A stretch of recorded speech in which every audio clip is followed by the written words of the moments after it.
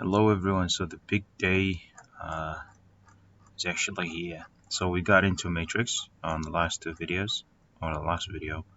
Yeah, actually the last two videos. So we got acquainted with how the matrix looks like. So there is an order of the matrix. So it's the number of rows by the number of columns, and this is how usually it's denoted. And then when you have an entry, you want to talk about a specific entry. You specify the A and J, which row and which column it is, and yeah, and then we have what is called the main diagonal, which is the diagonal in the matrix, starting from top left, and then find your way down in a diagonal approach, in a diagonal manner, diagonal path, and uh, what else? Yeah, so this is called upper triangular matrix, in which anything below the diagonal is actually zeros. If it's inverse, then it's lower triangular inverse. It's like you have a matrix, so it's like this is a triangle. And a diagonal matrix is you have all zeros in the matrix, and then you have the main diagonal. Usually, what we work towards to is the upper triangular matrix. And this is what we try to solve when this is the echelon form that we try to work towards when we solve the different systems. This is a column matrix from matrix that's given. And augmented matrix is what we work with usually. So when we have an equation like this, usually take the variables or the constants in front of the variables like that. You just plot them like that. And if x is not existent here, say 8y minus 3z, then x would be 0. And this is an example of x and y being zeros. And there we are. So if we are to solve this system, usually it's easier. Now our main goal is to have a rational form, an upper triangular matrix. So it's easier to swap this like way below here. Move this like it's ready. We have ready zeros, so we would expect that the 7 would become a 1. So we would do a swap and denote that using the notations that we're acquainted with. So we do that, and then we can work our way with we swap this one with this. So this one by default is a 1. So just work on the 8, and then we work on the second row, and that's it. And this is how you work with. So we've got swap, scale, pivot. Swap is when you switch two rows, exchange them, switch them, flip. Yeah. Scale when you do a multiplication, and pivot is when you pivoting is more like you multiply and add. So this is swap, exchange two rows. This is how the symbol is denoted. This is the scaling, and this is the pivoting. Multiply a row by another and replace that later. Okay, nice. And then we have now the above three operations is what enable us to do what we call Gaussian elimination. So we do the Gaussian elimination to achieve the rational form, which is basically the upper triangular matrix. Now, the upper triangular matrix does not really specify that the main diagonal is to be 1s or any other number for that matter. So that's why I'm guessing that's what is a form of. It's a form of upper triangular form, but it doesn't necessarily mean it's a perfect one, given these are ones. Anyways, so you need to work with this. Each row has to have a leading 1 just below to the right of the one above it. And when you end the whole thing, you would expect to have all the ones below. And okay, so note here that what we're trying to achieve is only this this part here in front of the this vertical line. Okay. Now this is another example of a row-echelon form. You see, it's starting the beginning of the line of the row to the right hand side. So this is the right hand side of the other one above it. Yeah. Now before we do more of this, I think we will leave the exercises for the next video, because on the last video uh, we uh, we decided to also study Gauss-Jordan elimination. Now, Gauss-Jordan elimination, which I'm not sure what that is yet, should give us an indication on what we should be doing. So the next step would be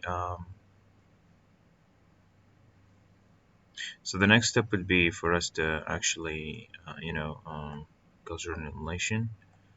Gauss-Jordan elimination. So we've got a few lessons that we need to cover. But after we're through with this, I think the next step we should be doing is do some exercises on Gaussian elimination or Gauss-Jordan elimination, for that matter. And then we need to revisit what we've studied, like everything we've studied so far. So we should revisit the numbers, sets, functions, equivalence relations, slopes, percentages, parabola, matrix. We've covered a pretty decent chunk of information, and I think it would be just fair to quickly recap on that. So we should do a video on that next. Anyways, but until then, we just have to. Yeah, it's been a really good journey, I think. Injections, surjective, bijective functions. You should constantly revisit these so that you wouldn't really forget what you're talking about. And the best method to do it, if you got something right, is what the Anki app does for us. If you got something right, you just revisit it every 4 days, and then that extends to 9 days, and then just have to. But you will have to revisit it every now and then, of course. Anyway, so starting with the matrix, we should go with the Jordan thing. So let's begin.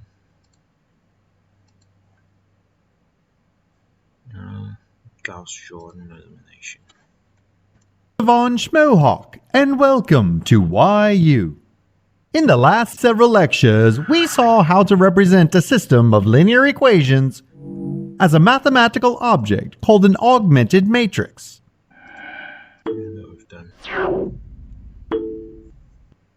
When working with an augmented matrix, it is important to keep in mind that the entries which lie to the left of the vertical line are the equation's variable coefficients, and that the entries to the right of the vertical line are the equation's constants. We will therefore refer to the entries on the left as the coefficient entries, and the entries on the right as the constant entries. Yeah, see, that's what I've done, what I've said earlier. I said a constant before the variable. I'm not sure how I missed the term coefficients. So that's the coefficient effect. In the previous lecture, we saw how, through the process of Gaussian, I should write it down for future reference. I don't want to forget that anymore.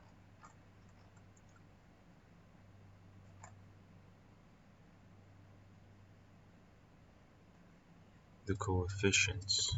See, it was already there, but I missed it for some reason. Okay. elimination, an augmented matrix can be reduced to row echelon form. At that point, to solve the system of equations, we have two choices. As we saw, one choice is to convert the matrix back into equations which are now simpler and easier to solve using back substitution. Another choice, as we will see in this lecture, is to continue to reduce the augmented matrix through a process called Gauss-Jordan elimination. Gauss-Jordan elimination uses the same elementary row operations as Gaussian elimination, but with Okay, so we need to write this down. After achieving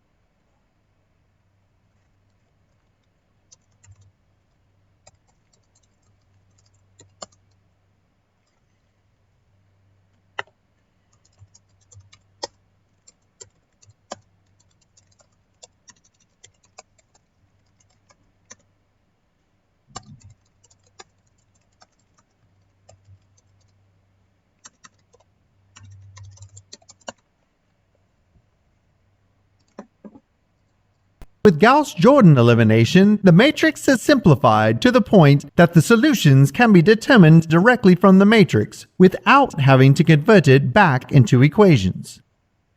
Once a matrix has been reduced using Gauss-Jordan elimination, it is said to be in reduced row echelon form.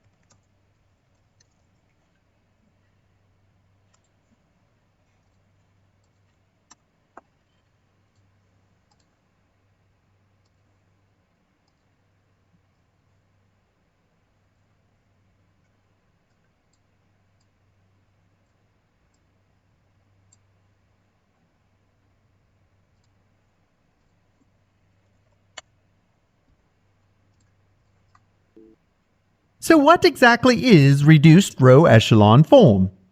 In the previous lecture, we saw that matrices in row echelon form must satisfy three requirements. I think it was called the main diagonal. Yeah, this is the main diagonal. A diagonal matrix. This is what we should achieve. Diagonal matrix.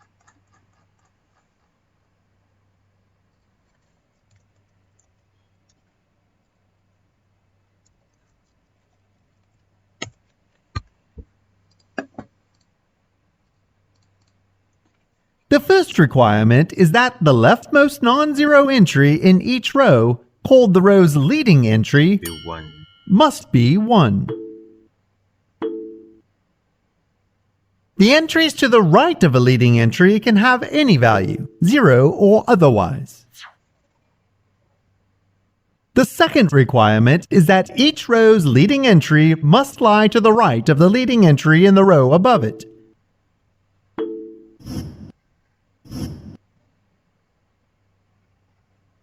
And the third requirement is that if there are any rows which contain all zeros, those rows must be positioned last at the bottom of the matrix.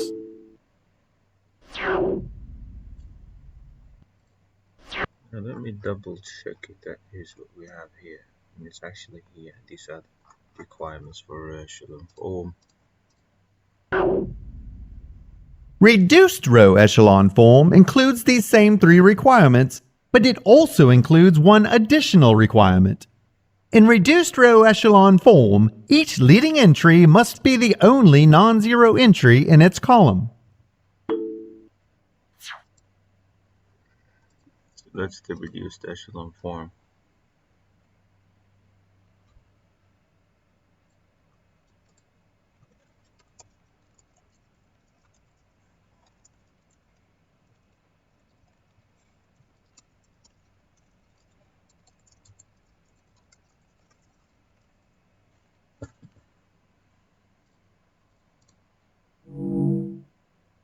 Therefore, if a column includes a Yeah, so I should have been patient and done this.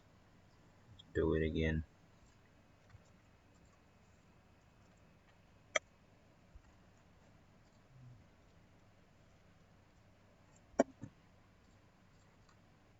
leading entry, all the other entries in that column must be 0.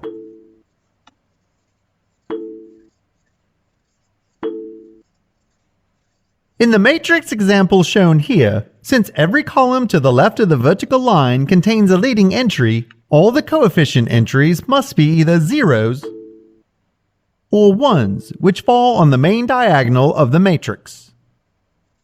An augmented matrix in this form always represents a system of equations with a single unique solution. For example, this matrix corresponds to a system of equations with the solution 9, -7, 2. This form of augmented matrix always results in a single unique solution since each equation in the system equates one variable to a constant. to a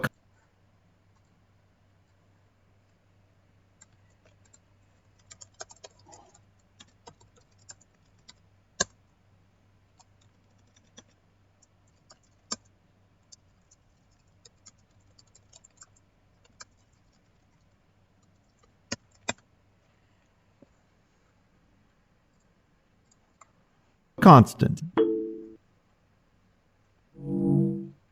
However, some augmented matrices in reduced row echelon form may have columns to the left of the vertical line which do not include leading entries.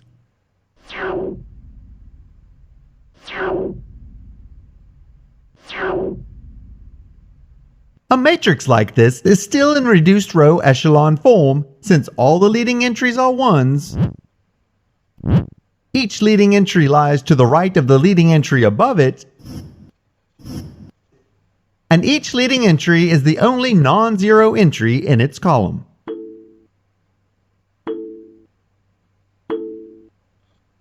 In this case, some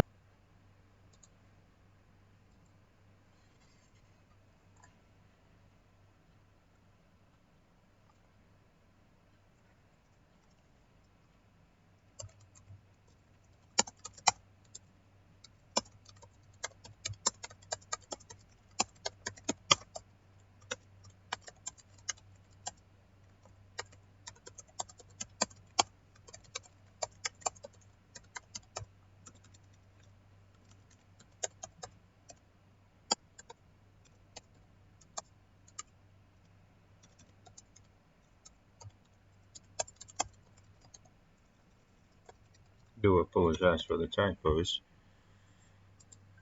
It's quite nice there. Hello should have this red background. So I would take note of that because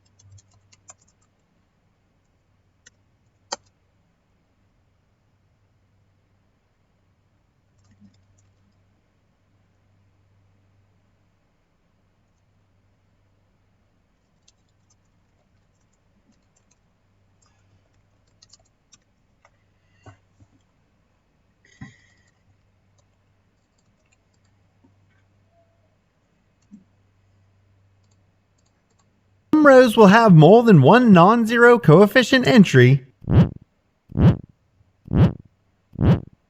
and these non-zero entries may have values other than 1. If all the coefficient entries are not ones which fall on the main diagonal, then the system does not have a single unique solution.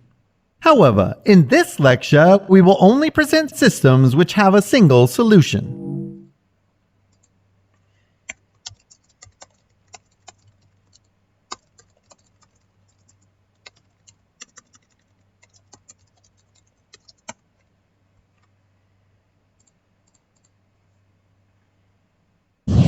So starting with an augmented matrix, we use elementary row operations through Gaussian elimination to reduce the matrix to row echelon form.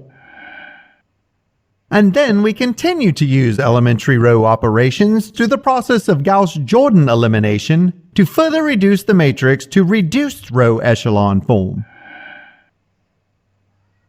Since the three elementary row operations, swap, scale, and pivot, change the form of an augmented matrix but not the solutions of the system, both Gaussian elimination and Gauss-Jordan elimination result in systems which are equivalent to the original. Jordan elimination result in systems which are equivalent to the original system of equations.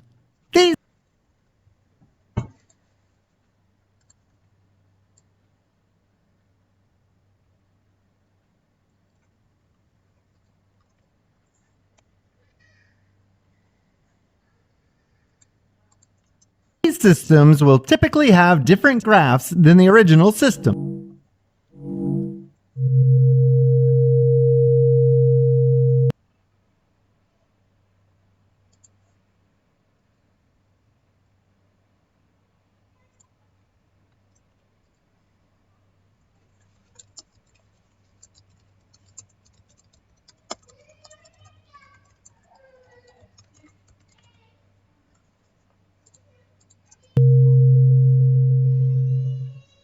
But since elementary row operations don't affect the solutions of the system, the intersection points of the graphs will be the same.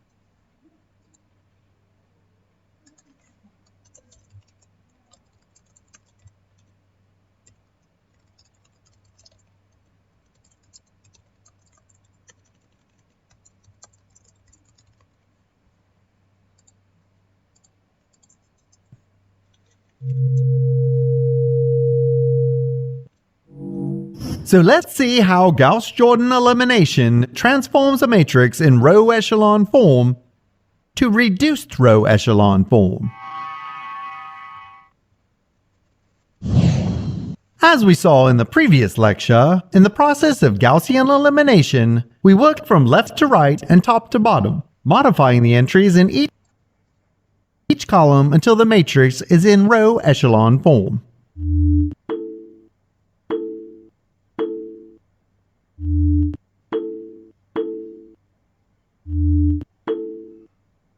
With Gauss-Jordan elimination, we continue to modify matrix entries, working from right to left and bottom to top, modifying the entries in each column until the matrix is in reduced row echelon form.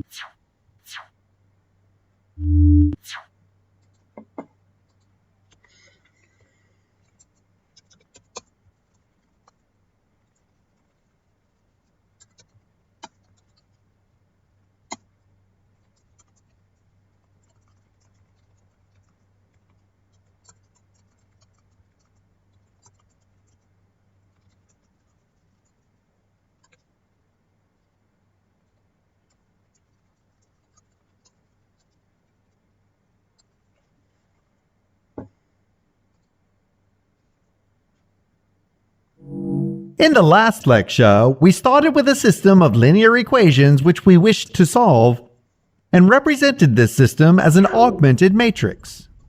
Then, we used the elementary row operations swap, scale, and pivot to reduce this matrix to row echelon form, assuring that the leading entry of each row was a 1, and that the entries below those leading entries was zeros. To further reduce this matrix to reduced row echelon form, we must now continue to use row operations to change the coefficient entries above those leading entries to zeros. This can be accomplished using only pivot operations. We start with the entry directly above the 1. This entry can be zeroed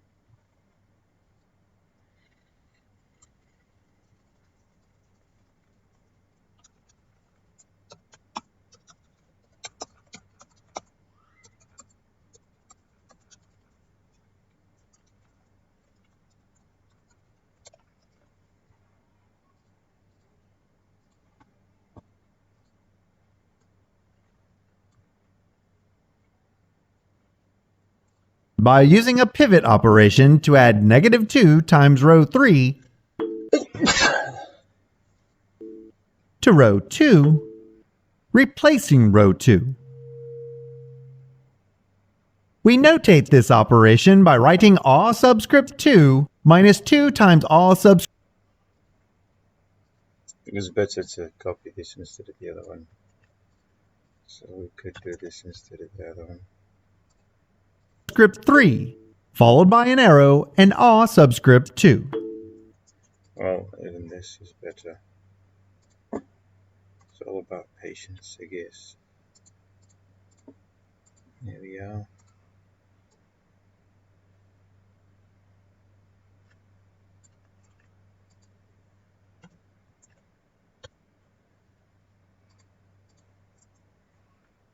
Multiplying row 3 by negative 2.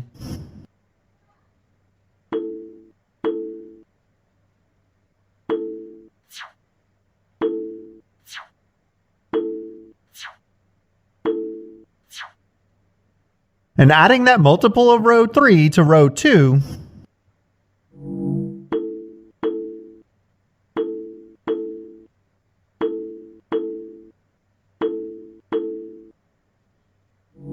We replace row 2 with the result. Now that the entry above the 1 in the bottom row is 0, the entry above that must also be changed to 0. We can accomplish this by using another pivot operation to add negative 6 times row 3 to row 1, replacing row 1.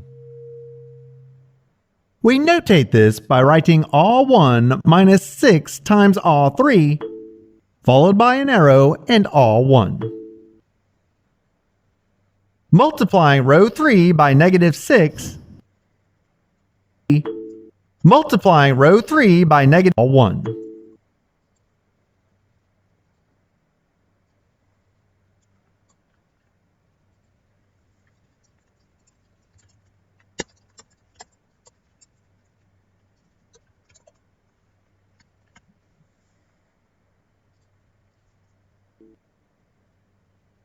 Multiplying row 3 by negative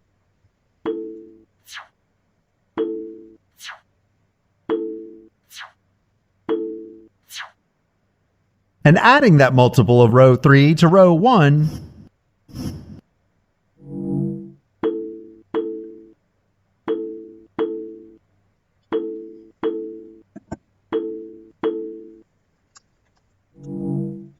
we replace row 1 with the result. Now that all the entries above the 1 in the third column are 0, we move over to the second column, where the entry above the 1 in that column must be changed to 0.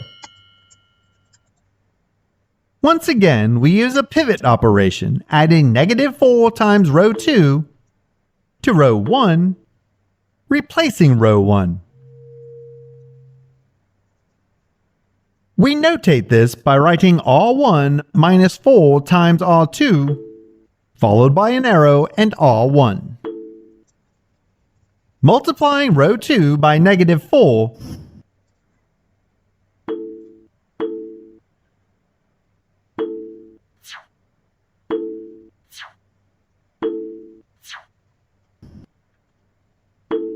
one with the result.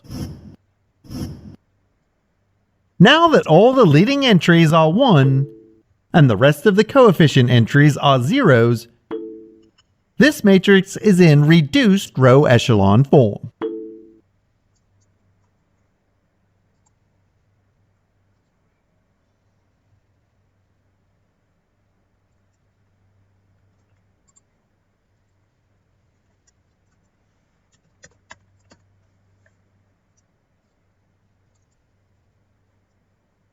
As we saw earlier in this lecture, a matrix in this form, with the leading entries all fall on the main diagonal, corresponds to a system of equations with a single unique solution, and the system represented by this matrix has the solution 9, negative 7, 2.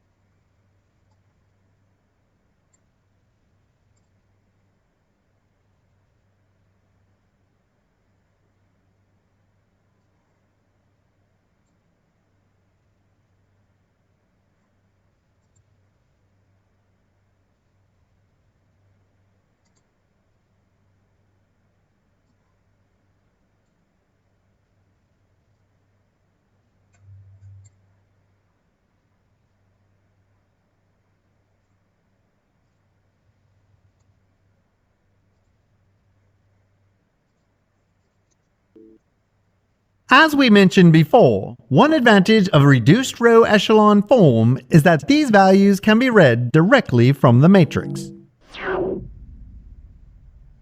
The process we used in the previous lecture to reduce a matrix to row echelon form is called Gaussian elimination.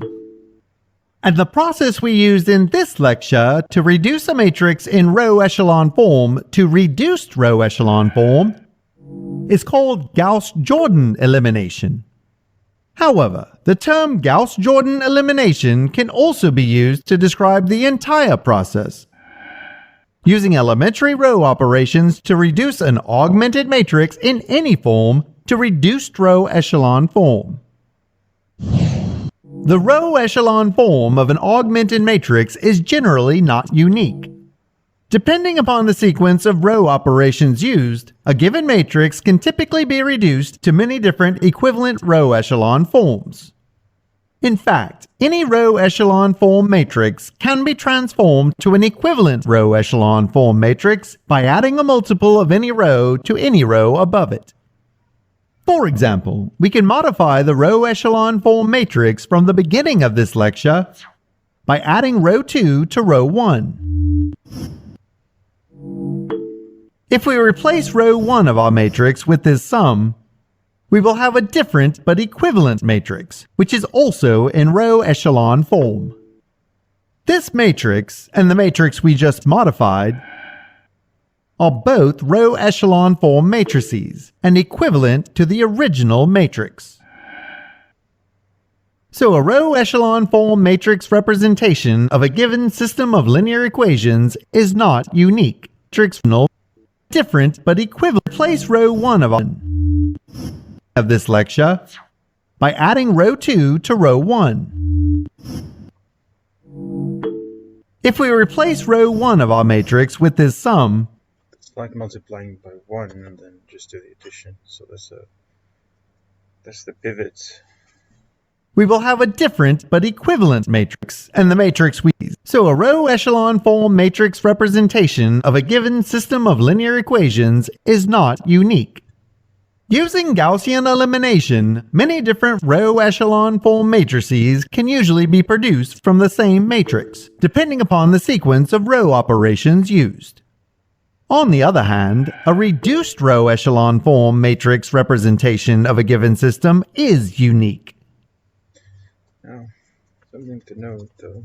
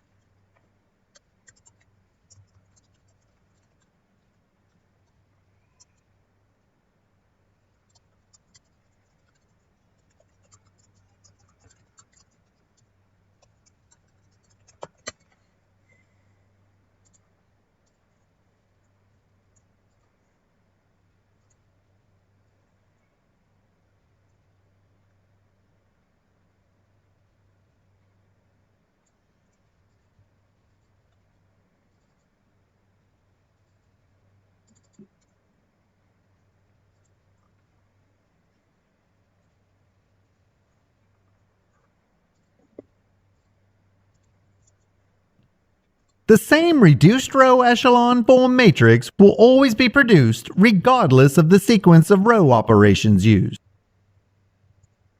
In this lecture, we have seen how a system of linear equations can be represented as an augmented matrix, which can be reduced to reduced row echelon form through the process of Gauss-Jordan elimination.